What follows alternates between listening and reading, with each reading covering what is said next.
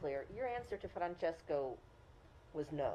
You will not be including a a characterization of the likelihood or not of Ukraine joining NATO.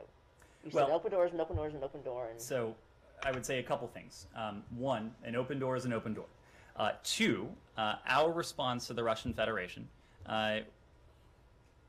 was drafted and is being drafted in full consultation and coordination and transparency with our European allies and Ukrainian partners. But it is a U.S. response. So it is not for the United States to speak to NATO's posture in any written response that we put forward. So I think for a couple reasons, that is not the kind of thing I would expect to see in any written response from the United States. Okay, when you talk about it not yet being transmitted, are you also saying it's not yet fully drafted, even though, because you keep saying that you're consulting still, even though you also are saying that it's everything we already know and have said, so you are still drafting, as well as not having. I don't want to characterize its state of completion. I will say that Secretary Blinken was clear that it will be transmitted this week, so I would just say stay tuned.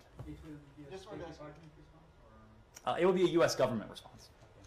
I just wanted to ask, you and your colleagues sometimes talk about diplomacy and dialogue on the one side, defense and deterrence on the other, with President Putin kind of deciding in the middle, like some kind of magic 8-ball or something. But we're seeing signs on the ground. You mentioned the MOEX stock exchange, the ruble weakness. We've seen troops going into Belarus. We've seen NATO directing troops toward its eastern flank. Does that mean that the scope for diplomacy has narrowed? What it means is that we haven't seen the de-escalation that is necessary if diplomacy and dialogue is to prove successful.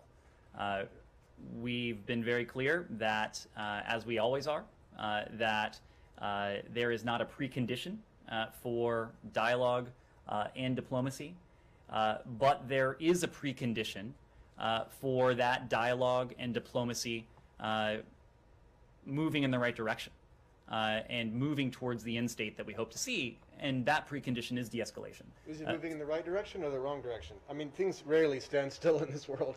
Well, I don't think that we've seen any concrete indications of de-escalation just yet. Yes? Anything else on Russia, Ukraine? Sure. Yeah,